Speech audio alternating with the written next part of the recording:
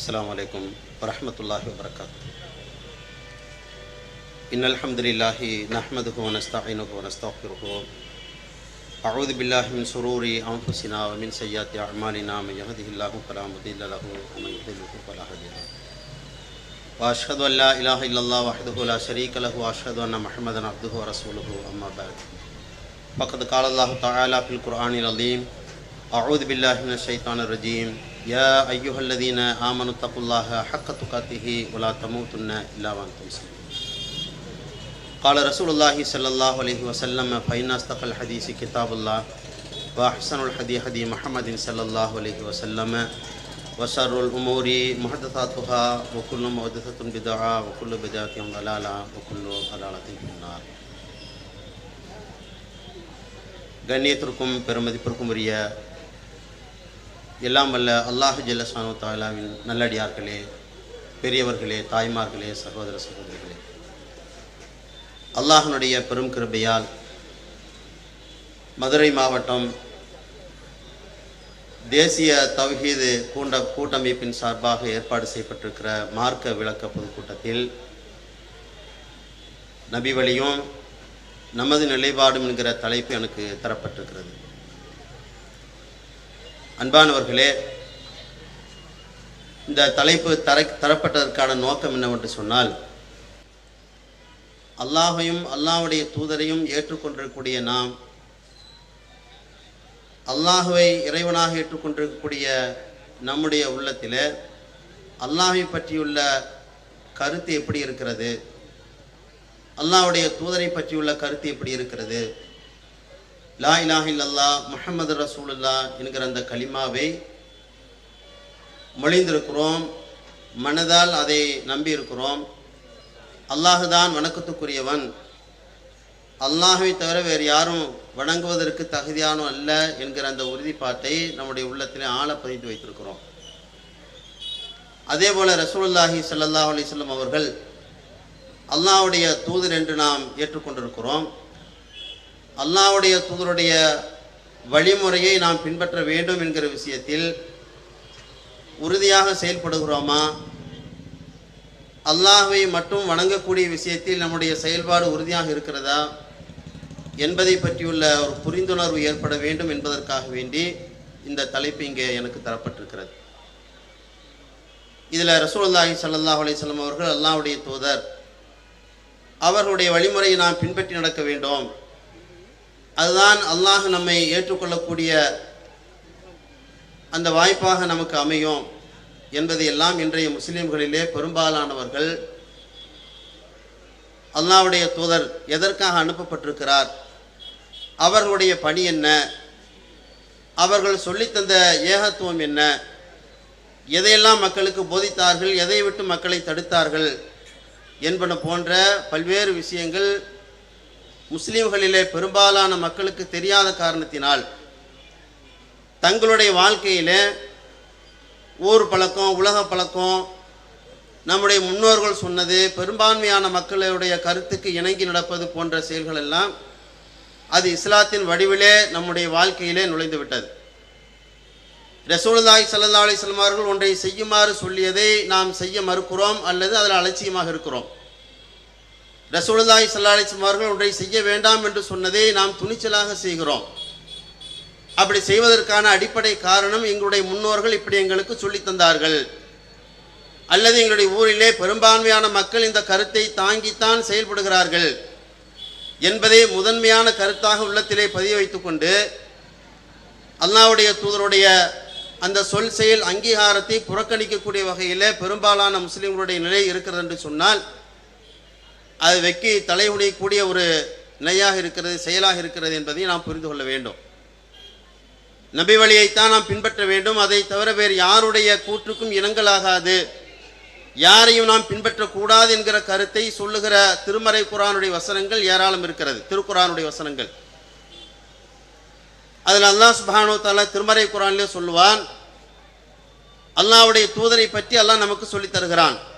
மா வல்ல சாஹிபுக்கும் வமா கவா, இந்த இறை தூதர் வழி தவறியவர் அல்ல என்ற அந்த விஷயத்தை அல்லாஹ் நமக்கு சொல்லி தந்து, வமா யன்திகு அனில் ஹவா, அவர் மனோ இச்சைப்படி பேசுவதில்லை.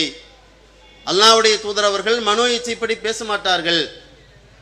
அவருக்கு வஹி அறிவிக்கப்படுகிறது, அந்த வஹியைத்தான் சொல்லுகிறார் என்ற செய்தியை அல்லாஹ் ரப்பல் ஆலமீன் திருமறை குர்ஆனிலே நமக்கு சொல்லுகிற அந்த செய்தியெல்லாம் குர்ஆனில் நாம் பார்க்கிறோம். இப்போ இந்த வசனத்தை அடிப்படையாக கொண்டு நாம் சிந்தித்து பார்க்கிற போது ரசூலுல்லாஹி ஸல்லல்லாஹு அலைஹி வஸல்லம் அவர்கள் மனோ இச்சைப்படி பேசினார்களா? இல்லை. சொந்த கருத்தை மக்களுக்கு சொன்னார்களா என்று கேட்டால் இல்லை. ரசூலுல்லாஹி ஸல்லல்லாஹு அலைஹி வஸல்லம் அவர்கள் அல்லாஹ்வுடைய புறத்திலிருந்து இறக்கி அருளப்பட்ட அந்த வசனத்தை மக்களுக்கு சொன்னார்கள். நீங்கள் இப்படித்தான் செயல்பட வேண்டும், இப்படி செயல்படக்கூடாது என்கிற செய்தியை அடிப்படையாக வைத்துதான் அது வஹி செய்தி. அல்லாஹ்வுடைய தூதர் அவர்கள் தங்களுடைய மனோ இச்சைப்படி பேசவில்லை, சுய விருப்பத்தை மக்களுக்கு சொல்லவில்லை. அல்லாஹ்வுடைய கட்டளைக்கு இணங்கி அல்லாஹ்வுடைய வார்த்தை தான் மக்களுக்கு சொன்னார்கள் என்கிற அந்த அடிப்படை விஷயத்தை முஸ்லிம்களிலே பெரும்பாலான மக்கள் புரியாத காரணத்தினால்தான் இன்றைக்கு ஏராளமான பித்அத்துக்கள், நூதன அனுஷ்டானங்கள் இஸ்லாத்தின் பெயரால், அது திருமணமாக இருக்கலாம், அல்லது இறந்தவர்களுடைய வீட்டிலே செய்யப்படுகிற அனுஷ்டானங்களாக இருக்கலாம், வணக்க வழிபாடுகளை செய்யக்கூடிய ஏராளமான பித்அத்துக்களாக இருக்கலாம், கொடுக்கல் வாங்கல இருக்கிறது, திருமண உறவுமுறைகள் இருக்கிறது, உறவுமுறை பேணுகிற விஷயத்தில் இருக்கிறது, ஒரு நிர்வாகத்தை நடத்தக்கூடிய விஷயத்தில் இருக்கிறது. இப்படி எதை எடுத்துக்கொண்டாலும் அல்லாஹ்வுடைய தூதருடைய வழிகாட்டுதல் ஒன்று சொல்லி இருக்கிற போது அதற்கு மாற்றமான இன்னொரு கருத்தை தாங்கி செயல்படுகிற மக்களுடைய நிலை இன்றைக்கு பெரும்பாலும் முஸ்லிம் இடத்தில் பார்க்கிறோம். அதனால்தான் பெரிய ஒரு வீழ்ச்சி ஏற்பட்டிருக்கிறது. முஸ்லிம் இடத்திலே பெரிய வீழ்ச்சி ஏற்பட்டிருக்கிறது என்று சொன்னால் அதற்கு காரணம் என்ன? அல்லாஹ்வுடைய தூதர் அவர்கள் இதை செய்யுங்கள், இதை செய்யாதீர்கள் என்று சொன்ன அந்த செய்திக்கு முக்கியத்துவம் தரவில்லை.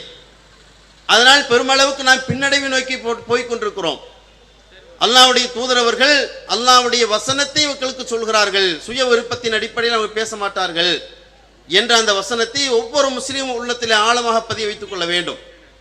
அப்படி பதிய வைத்துக் கொண்ட அந்த விஷயத்தை தாங்கி ஒவ்வொரு விஷயத்தையும் ஆய்வு செய்கிற போது குர்ஆனை எடுத்து பார்க்கிறோம், ஹதீஸை பார்க்கிறோம். குர்ஆனில் அல்லாஹ் என்ன குறிப்பிடுகிறானோ, என்ன சொல்லுகிறானோ அதை அப்படியே செயலாக்கத்திற்கு கொண்டு வந்தவர்கள் ரசூலுல்லாஹி ஸல்லல்லாஹு அலைஹி வஸல்லம் அவர்கள். அப்படியே செயல்படுத்தி இப்படித்தான் நீங்கள் செய்ய வேண்டும், இப்படித்தான் நீங்கள் தொழ வேண்டும், இப்படித்தான் நோன்பு நோக்க வேண்டும், இப்படித்தான் தொழில்களை அமைத்துக் கொள்ள வேண்டும், வருமானத்தை பெருக்கிக் கொள்ள வேண்டும் என்றெல்லாம் ரசூல் ஸல்லல்லாஹு அலைஹி வஸல்லம் அவர்கள் சொல்லி தந்தது அல்லாஹ்வுடைய வஹியின் அடிப்படையில் தான் என்பதை சரியாக நாம் புரிந்து கொண்டோம் என்று சொன்னால் நம்மிடத்தில் பித்அத்துக்கு என்று சொல்கிற நூதன அனுஷ்டானங்கள் நுழையாமல் இருக்கும். இன்றைக்கு பெருமளவுக்கு நம்மிடத்தில் நுழைந்திருப்பதற்கான காரணமே அல்லாஹ்வுடைய தூதருடைய வழிகாட்டுதலை பின்பற்றுகிற விஷயத்தில் சுணக்கம் காட்டியது இது வஹி செய்திதான் என்கிற புரிதல் இல்லாத காரணம்தான். அல்லாஹ்வுடைய தூதர்கள் சொல்கிற ஒவ்வொரு வார்த்தையும் அது இறைவனால் கொடுக்கப்பட்டிருக்கிற வேதத்தின் அடிப்படையில் சொல்லப்படுகிறது என்பதை கவனத்தில் கொண்டு செயல்படுகிற போது நம்மிடத்தில் ஏராளமான மாற்றங்கள் ஏற்படும். திருமறை குர்ஆனில் அல்லாஹ் சொல்கிறான், இத்தபிஉ மா உன்ஸில இலைக்கும் மிர் ரப்பிக்கும் வலா தத்தபிஉ மின் தூனிஹி அவுலியா. இறைவனிடமிருந்து இறக்கி அருளப்பட்டதையே பின்பற்றுங்கள், அதை விடுத்து அவனை விடுத்து மற்றவரை பொறுப்பாளராக்கி பின்பற்றாதீர்கள். கலீலம் மா ததுக்குரோன், குறைவாகவே படிப்பினை பெறுகிறேன் என்று சொல்லி அல்லாஹ் ரப்பல் ஆலமீன் குர்ஆனிலே சொல்லி தருகிறான். அல்லாஹ் எதை இறக்கினானோ அதுதான் நம்முடைய வாழ்க்கையில வர வேண்டும். அல்லாஹ் எதை தடுத்தானோ அதைத்தான் நாம் அதை செய்யக்கூடாது என்கிற விஷயத்தை அல்லாஹ்வுடைய தூதர் அவர்கள் சொல்லி தந்தார்கள் என்பதை கவனத்தில் கொண்டு நம்முடைய விஷயத்தில், நம்முடைய பழக்க வழக்கங்களிலே இஸ்லாமிய மார்க்கத்தை பேணுகிற விஷயத்தில் எப்படியெல்லாம் நாம் மாறுபட்டிருக்கிறோம் என்பதை நடைமுறையில் உள்ள விஷயத்தை சிலவற்றை உங்களுக்கு நான் குறிப்பிடுகிறேன். அதுல சலாம் சொல்வது இருக்கிறது. நான் உங்களை பார்த்தால் சலாம் சொல்வது, நீங்கள் என்னை பார்த்தால் சலாம் சொல்வது, இந்த சலாம் சொல்கிற முகமன் கூறுகிற இந்த ஒழுக்கத்தை அல்லாஹ் ரப்பல் ஆலமீன் ஆதம் அலைஹிஸ்ஸலாம் அவர்களுக்கு கற்றுத் தந்திருக்கிறான். வானவர்களிடம் சலாம் சொல்லி அதற்கு சலாத்திற்கு பதில் சொன்னதை எல்லாம் அல்லாஹ் நமக்கு சொல்லி தருகிறான். ரசூலுல்லாஹி ஸல்லல்லாஹு அலைஹி வஸல்லம் அவர்கள் சொன்னார்கள். அப்ப இந்த முகமன் கூறுகிற இந்த பழக்கம் என்பது துவக்க காலத்திலேயே ஏற்படுத்தப்பட்டு அல்லாஹ்வால் அங்கீகரிக்கப்பட்டு அல்லாஹ்வால் அனுமதிக்கப்பட்டு அல்லாஹ் கற்றுத் தந்திருக்கிற சலாம் சொல்லுகிற முகமன் கூறுகிற ஒரு முறை. அது இன்றைக்கு பெருமளவுக்கு மக்களிடத்திலே அது பேணப்படுகிறதா? சலாம் சொல்கிற விஷயத்தில் நாம் அப்படி செயல்படுகிறோம் என்று சொன்னால் இந்த ஜமாத்தினர்கள் அந்த ஜமாத்திற்கு சலாம் சொல்வதில்லை, அந்த ஜமாத்தினர்கள் இந்த ஜமாத்திற்கு சலாம் சொல்வதில்லை. ஏன் என்று சொன்னால் இவர்களிடத்திலே கருத்து வேற்றுமை, கொள்கை முரண்பாடு, அதனால் சொல்ல மாட்டோம் அப்படின்னு வாயால் சொல்லாவிட்டாலும் கூட செயல் வடிவிலே காட்டிக் கொண்டிருக்கிறார்கள். நாம் ஒருவரிடம் சலாம் சொல்லுகிற போது அதற்கு காரணம் என்ன? ரசூல் ஸல்லல்லாஹு அலைஹி வஸல்லம் அவர்கள் சலாம் சொல்லுமாறு சொன்னார்கள். திருக்குர்ஆனுடைய வசனம் சொல்லுகிறது சலாம் சொல்லுங்கள் என்று சொல்கிறது. அதை நடைமுறைப்படுத்துகிற போது முகத்தை திருப்பி கொண்டு போகக்கூடிய செயல் என்பது அது நபி வழியா? ரசூலுல்லாஹி ஸல்லல்லாஹு அலைஹி வஸல்லம் அவர்கள் சொன்னாங்க, அதாவது அல்லாஹ்வுடைய தூதரிடத்தில் ஒரு நபித்தோழர் கேட்கிறாங்க, ஐயுல் இஸ்லாம் ஹைர், இஸ்லாத்தில் சிறந்தது எது என்று சொல்லி கேட்கிறார்கள். அப்ப ரசூல் ஸல்லல்லாஹு அலைஹி சொன்னாங்க, துத்இ தஆம், ஏழைகளுக்கு வசித்தவர்களுக்கு உணவளிப்பது, வ தக்ரஉ ஸலாம் அலாமன் அரஃப்த வ அலாமன் தாரிஃப், அறிந்தவர்களுக்கும் அறியாதவர்களுக்கும் சலாம் சொல்வது. இது முஸ்லிம்களுடைய சிறந்த செயல், இஸ்லாத்தில் சிறந்த செயல் என்று ரசூல் ஸல்லல்லாஹு அலைஹி வஸல்லம் அவர்கள் சொல்லி தந்தார்கள். ஏழைகளுக்கு உணவளிப்பது எப்படி முக்கியமான ஒரு விஷயமோ அதே போல அறிந்தவர்களுக்கும் அறியாதவர்களுக்கும் சலாம் சொல்லுங்கள். இப்ப அறிந்தவர்களுக்கு சொல்கிறோமா அறியாதவர்களுக்கு சொல்கிறோமா? அறிந்தவர்களுக்கே சொல்ல மறுக்கிறோமே. அறிந்தவர்கள் வருகிறார் என்று சொன்னால் தெருவில் இருக்கிறார்கள், நம்முடைய பகுதியில் இருக்கிறார் என்று சொன்னால் ஒருவருக்கு ஒருவர் சலாம் சொல்ல வேண்டுமே. இந்த கட்டளையை ரசூலுல்லாஹ்வுடைய வழிமுறையை முஸ்லிம்கள் பேணுகிற முஸ்லிம்கள் எத்தனை பேர் என்று சொன்னால், நான் தெரிஞ்ச ஆளுக்கு தான் சலாம் சொல்லுவேன், தெரியாத ஆளுகளை கண்டுகொள்ள மாட்டேன் என்கிற போக்கு என்பது நபி வழிக்கு மாற்றமானது. இப்படி நம்முடைய நிலை இப்படி இருக்கிறது. ஆனா ரசூல் ஸல்லல்லாஹு அலைஹி வஸல்லம் அவர்கள் சொன்ன விஷயம் என்ன? அறிந்தவர்களுக்கும் சலாம் சொல்லுங்கள், அறியாதவர்களுக்கும் சலாம் சொல்லுங்கள் என்று சொன்னால் அதை நடைமுறைப்படுத்தாதவர்கள் நபி வழியை பேணியவர்களா? இப்ப நாம் சிந்தித்து பார்க்க வேண்டும். அதே போல ரசூல் ஸல்லல்லாஹு அலைஹி வஸல்லம் சொன்னார்கள், ஹக்குல் முஸ்லிம் அலா முஸ்லிமில் ஹம்சுன், ஒரு முஸ்லிம் இன்னொரு முஸ்லிமுக்கு செய்கிற கடமைகள் 5 என்று ரசூலுல்லாஹ் சொன்னாங்க. அதுல முதலாவது என்ன? ரத்து சலாம், சலாத்தை சொல்வது, உங்களுக்கு நான் சொல்வது, எனக்கு நீங்கள் சொல்வது. இது முஸ்லிம்கள் செய்கிற கடமைகளில் 5 கடமைகளை இதை ரசூல் ஸல்லல்லாஹு அலைஹி வஸல்லம் அவர்கள் குறிப்பிடுகிறார்கள் என்று சொன்னால், அந்த சலாம் சொல்லுகிற விஷயத்தில் அந்த கடமையை நான் நிறைவேற்றினோமா? இதை நாம் கவனிக்க வேண்டும். அதே போல ஒரு முஸ்லீமிடத்தில் பேசாமல் இருப்பதற்கான கால அளவு என்ன? 2 பேருக்கு மத்தியில், ஒரு குடும்பத்துக்கு மத்தியில், ஒரு சமூகத்துக்கு மத்தியில், ஒரு ஒரு நிர்வாகத்துக்கு மத்தியில் ஒரு சண்டை வருகிற என்று சொன்னால் அந்த நண்பர்களுக்கு மத்தியில் எத்தனை நாள் அதிகபட்சமாக இருக்கலாம்? 3 நாள். 3 நாளைக்கு மேல நீடிக்க கூடாது என்று ரசூல் ஸல்லல்லாஹு அலைஹி வஸல்லம் அவர்கள் சொன்னார்கள். அவர்களில் யார் முந்தி சலாம் சொல்கிறார்களோ அவர்கள் சிறந்தவர் என்று ரசூல் ஸல்லல்லாஹு அலைஹி வஸல்லம் சொன்னாங்க. நீங்க என் மீது கோபப்படுறீங்க, உங்கள் மீது நான் கோபப்படுகிறேன் என்று சொன்னால் அது 3 நாளைக்குள்ள முடித்துக் கொள்ள வேண்டும். அதை தாண்டி நீங்கள் கோபப்பட்டுக் கொண்டு நாட்களை ஈட்டக்கூடாது என்ற கருத்தில் ரசூல் ஸல்லல்லாஹு அலைஹி வஸல்லம் அவர்கள் சொன்ன போது அவர்களில் யார் முதல்ல சலாம் சொல்கிறார்களோ அவர் சிறந்தவர் என்று ரசூல் ஸல்லல்லாஹு அலைஹி வஸல்லம் சொல்லியிருக்கிறார்கள். அப்படின்னா இந்த சலாம் சொல்லுகிற சாதாரண ஒரு சலாம் என்பதை நாம் சாதாரணம் எடுத்துக்கொள்ளக்கூடாது. நபி வழியை மீறுகிற விஷயத்தில் இது முதன்மைப்படுத்தி பார்க்க வேண்டும். நாம் ஒருவருக்கொருவர் சலாம் சொல்லலன்னு சொன்னால், முகத்தை திருப்பி கொண்டோம் என்று சொன்னால் அல்லாஹ்வுடைய தூதருடைய வழிகாட்டுதலை நாம் புறக்கணிக்கிறோமா, அதை ஏற்று நடக்கிறோமா? அப்படியான ஒரு கேள்வி வந்து விடுகிறது. அதனால் அன்பான சகோதரர்களே, நபி வழியும் நமது நிலையும் என்று சொன்னால் நபி வழி ஒன்று இருக்கிறது, நமது நிலை வேறாக இருக்கிறது. நபி வழிக்கு மாற்றமாக செயல்படுகிற எந்த செயலையும் அல்லாஹ் ரப்பல் ஆலமீன் ஏற்றுக்கொள்ள மாட்டான் என்பதை நாம் கவனத்தில் கொள்ள கடமைப்பட்டிருக்கிறோம். அதே போல ரசூல் ஸல்லல்லாஹு அலைஹி வஸல்லம் அவர்கள் ஏராளமான தொழுகைகளை நமக்கு சொல்லிக் கொடுத்தார்கள். பெருநாள் தொழுகை இருக்கிறது, ஜுமா தொழுகை இருக்கிறது, ஐவேளை தொழுகை இருக்கிறது, சூரிய கிரகண தொழுகை இருக்கிறது, சந்திர கிரகண தொழுகை இருக்கிறது, மழை தொழுகை இருக்கிறது, ஜனாசா தொழுகை இருக்கிறது, இரவு தொழுகை இருக்கிறது.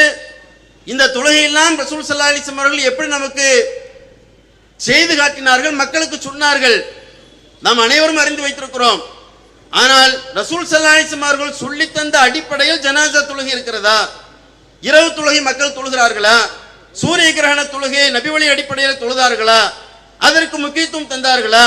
சந்திர கிரகண தொழுகைக்கு முக்கியத்துவம் தந்தார்களா? ஊரில் பஞ்சம் பசி வறுமை வாடுகிற போது அல்லாஹ்வுடைய தூதர் அவர்கள் வழிகாட்டினார்களே மழை தொழுகை, அந்த மழை தொழுகை ஜமாத்தினர்கள் முடிவு செய்து மக்களுக்கு அறிவித்து தொழுகை நடத்தினார்கள் என்று சொன்னால் எல்லாமே 0 தான். நபி வழியை பின்பற்றுகிற லட்சணமாய் என்று கேட்கும் அளவுக்கு இன்றைக்கு முஸ்லீம்களிலே பெரும்பாலான மக்கள் இந்த தொழுகையினுடைய விஷயத்திலே முரண்பாடு கொண்ட மக்களாக வாழ்கிற அந்த சூழலை இன்னைக்கு பரவலாக நாம் பார்க்கிறோம். அதனால மேடை போட்டு முஸ்லீம்களுக்கு சொல்லுகிற விஷயம் என்ன? நபி வழி இது, நமது நிலை என்ன? நாம் இப்படி இபாதத்துடைய விஷயத்தில் மிகச் சரியாக பேணி இருக்கிறோமா? ஜனாசா தொழுகை இருக்கிறன்னு சொன்னால் ஜனாசா தொழுகையில 4 தக்பீர், 4 தக்பீர் சொல்லி தொழக்கூடிய அந்த தொழுகையில சில மதுஹபுகளில் ஃபாத்தியா சூரா ஓதவே மாட்டார்கள். 4 தக்பீருக்கு அல்லாஹ் தக்பீர் சொல்றோம் இல்ல, இந்த 4 தக்பீரில் முதலாவது ஃபாத்தியா சூரா ஓதணும், அப்புறம் ஸலவாத் ஓதணும், பிறகு மையத்துக்கு துஆ செய்யணும். இதெல்லாம் ரசூல் ஸல்லல்லாஹு அலைஹி வஸல்லம் அவர்கள் சொல்லி தந்த வழிமுறை. இதை இன்றைக்கு நாம் எப்படி செய்து கொண்டிருக்கிறோம்? சில மதுஹபுக்காரர்கள் ஃபாத்தியா சூரா ஓதவே மாட்டார்கள். ஜனாசா தொழுகையில் ஓதப்படுகிற அந்த மையத்துக்காக ஓதுகிற துவாவையும் சில பேர் ஓதுவதில்லை. சரி, அவர்கள் ஓதிய பின்னால் இருக்கக்கூடியவர்களுக்கு ஓதுவதற்காக டைம் கொடுக்குறாங்களா? அதுவும் இல்லை. இப்படித்தான் ஜனாசா தொழுகையை தொழுது காட்டுகிற பல மதுஹபுகளை இன்றைக்கு நாம் பார்க்கிறோம். ஆனால் இப்னு அப்பாஸ் ரலியல்லாஹு அவர்கள் ஜனாசா தொழுகையில பங்கெடுத்துக் கொண்டு அந்த தக்பீர் கட்டிய உடனே ஃபாத்தியா சூரா ஓதுகிறார்கள். சப்தமிட்டு ஓதுறாங்க. ஓதுன பிறகு தொழுகை முடித்து விட்ட பிறகு மக்களுக்கு சொன்னாங்க, நான் ஏன் சப்தமிட்டு ஃபாத்தியா சூரா ஓதுனேன் தெரியுமா? இது நபி வழி. ரசூலுல்லாஹி ஸல்லல்லாஹு அலைஹி வஸல்லம் அவர்கள் ஜனாசா தொழுகையிலே ஃபாத்தியா சூரா ஓதி இருக்கிறார்கள் என்று உங்களுக்கு தெரிய வேண்டும் என்று அவர்கள் சொல்லி காட்டியது இன்றைக்கு பெரும்பாலான மக்கள் கடைபிடிக்கிறார்களா? ஜனாசா தொழுகை நின்ற உடனே 4 தக்பீர் படுவேகமா சொல்லி விடுகிறார்கள்.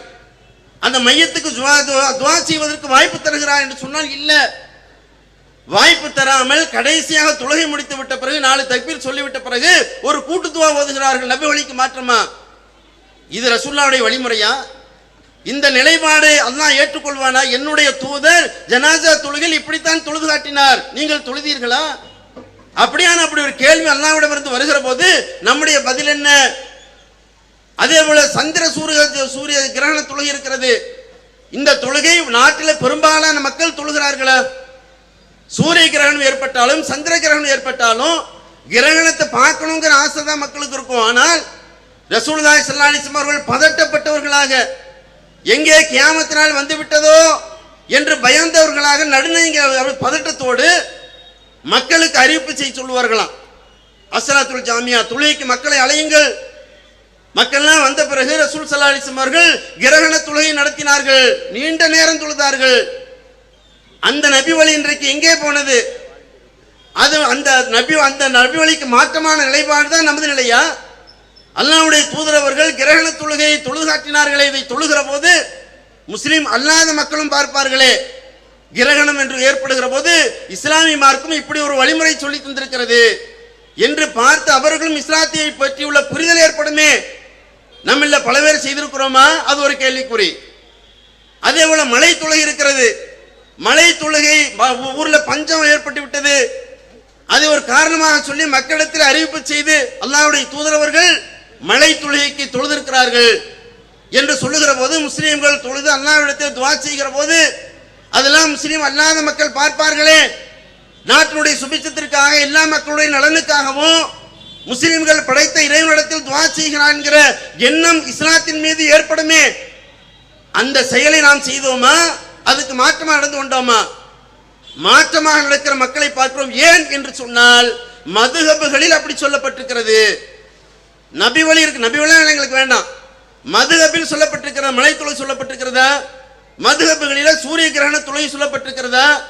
மதுஹபுகளில ஜனாசா தொழுகையில ஃபாத்தியா சூரா ஓத வேண்டும் என்று சொல்லப்பட்டிருக்கிறதா? இல்லையே. நாங்க ஏன் ஓத போறோம், நாங்க ஏன் செய்ய போறோம் அப்படிங்கிற மாதிரியான ஒரு கேள்விதான் அங்கே இருந்து கொண்டிருக்கிறது. இஸ்லாமிய மார்க்கத்துடைய அடிப்படைகளை தகர்த்தெறியக்கூடிய செயலை முஸ்லிம்கள் துணிச்சலாக செய்யக்கூடிய செயல்தான் இந்த பிதஅத் என்பது, ரசூலுல்லாஹ்வுடைய வழிமுறைக்கு மாற்றமான செயல் என்பதை நாம் கவனத்தில் கொள்ள கடமைப்பட்டிருக்கிறோம். தராவீஹ் தொழுகை என்று சொல்கிறார்கள். தராவீஹ்னு ஒரு தொழுகை இல்லை. இரவு ரமலானுடைய காலம் வந்து விட்டதுன்னு சொன்னா பெரும்பாலான பள்ளிவாசல்களில் 20 ரக்காத் தொழுகிறார்கள். 20 ரக்காத் தொழுவதற்கு ரசூலுல்லாஹ் அப்படி வழிகாட்டினார்களா, 20 தொழுது காட்டினார்களா என்று சொன்னால் அவர்களே இல்லை என்று சொல்வார்கள். யார் 20 தொழுகிறார்களோ அவரிடம் கேள்வி கேட்கிற போது நீங்கள் அப்படித்தான் செய்கிறீர்களே, ரசூலுல்லாஹ் தொழுதார்கள் என்று கேட்டால் இல்லையே, பிறகு ஏன் அப்படி தொழுகிறீங்க? உமரையினுடைய காலத்தில் தொழுதாங்களா இல்லையா?